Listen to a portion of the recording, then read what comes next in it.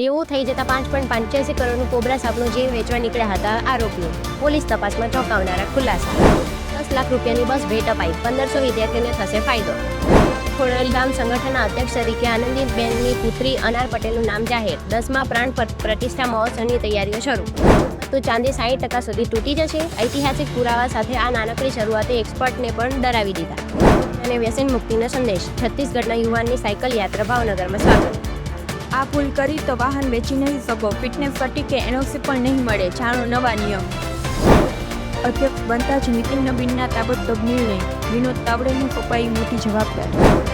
વારંવાર એસેસમેન્ટ કરવું ટોર્ચર છે. ઇન્કમટેક્સ વિભાગને ₹2 લાખનો દંડ. મેળામાં ચાલતી રાઈડ અચાનક તૂટી પડી, 15 બાળકો ઇજાગ્રસ્ત. મધ્યપ્રદેશના ઝાબુઆની ઘટના. ₹500 10,000 કરોડની રોકડ અને ડિપોઝિટનું જંગી ભંડોળ.